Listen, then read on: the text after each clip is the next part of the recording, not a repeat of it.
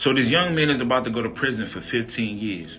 And his father always told him, if you ever go to prison, don't expect me to write you, call you, or put money on your books.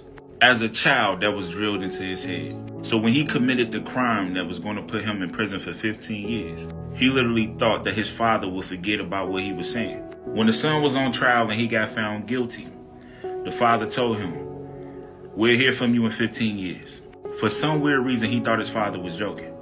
And then he said to himself, if my father won't talk to me, if my father won't send me money, my mom will. So this young man tried to call his mother and father, never got a reply. He wrote letters, never got a reply. So 8 years passed, right? Never talked to his father, never talked to his mother. He gets a letter from his father. And his father said, I told you I would never write you, but I feel like I owe you this.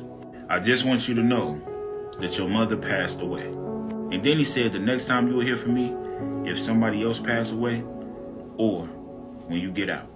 Said, P.S. I love you, hold your head up. The letter was short, plain and simple. The young man broke down in tears. He was mentally beat up, mentally drained. He hasn't talked to his mother or father for almost 10 years. 10 years. He started growing hatred in his heart for his father because he felt like his father was the reason why he could not connect with his mother. So when he got out, he was going to take out his anger and aggression on his father because he felt like he deserved it. So now it's his release day. He had some friends pick him up. They hang out, talk, laugh, joke, and everything. But the only person that was on his mind was his father. He had so much bottled up that he wanted to express himself to his father so he could feel good about himself. So he leaves the little get-together that he had, calls his father and tells him, I got a bone to pick with you. The father says, well, at least you could have did was call me and ask me how I'm doing before you tell me you got a problem with me. The son responds with, well, you didn't care how I was doing, so why should I care about you? The father said, well, you cared enough to call. He said, yeah, because I want to tell you how I feel. The father said, well, I don't care how you feel. I would have never called you. Son get mad, say, man, you supposed to be my dad, but okay, where you at right now? The father says, I'm still in the same place you grew up at, and I'm always going to be here. You know the address. He said, all right, here I come right now. The father said, I'll be waiting. So the son get in the car with his friends, and they pull over to his dad's house. Once they pull up to the dad's house, he knock on the door.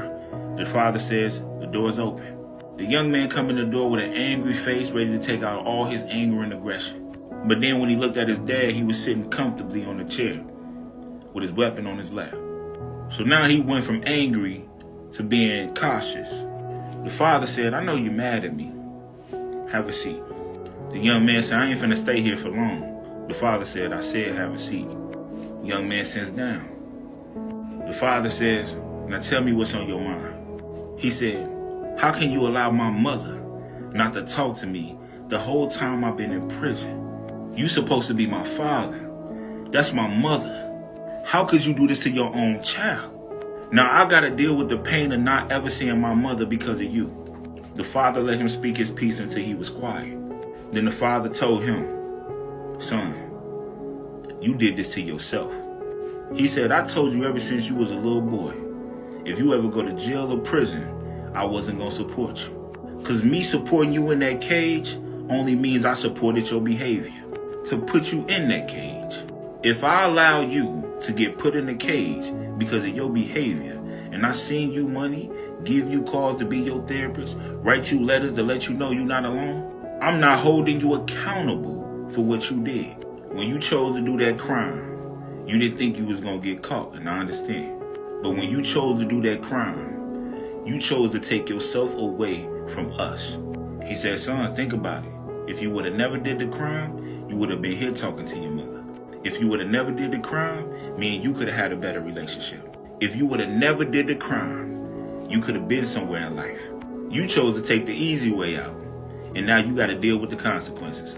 He said, son, smart people hold themselves accountable. Ignorant people look for sympathy. You ain't gonna get no sympathy when I raised you not to put yourself in that situation. The son said, you know what, Dad? I get what you're saying.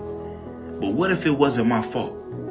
The father said, son, it was always your fault. He said, see, Dad, that's the thing. My friends really committed the crime. I ain't even do nothing. The father said, so you really don't know what you did in that situation? He said, what you mean? He said, son, You chose to hang around them no good at, excuse my language. You chose them friends. You knew they wasn't no good, and you still chose to hang around them. You remember when me and your mama used to always say, if your friends jump off a bridge, would you jump off one? And son, what would you always say? He said, I say no because I'm not a follower. He said, so why you follow them young men to do that? You want me to have sympathy for you jumping off a bridge because your friends did it? He said, take accountability, son. Because the moment you take accountability is the moment you become a man. He said, but Dad, I did take accountability. I know I committed the crime. He said, you didn't take accountability because you just told me you didn't. Now the young man is looking at his father like, man, he 1,000% right. The father tell him, I still love you. I support you being a better man, but I will not support your bad decisions. Father said, I would hug you right now, but I still don't trust you when I'm actually leave my house. Young man had a tear drop out his eye and say, Dad, I love you. And thank you for the real love. He said, it was tough on me, but I know you really love me. The young man jumped in the car with the friends that came and picked him up and realized that these is the same guys he was committing crimes with. Then he started realizing that as long as he been in jail, these people ain't getting nowhere in life.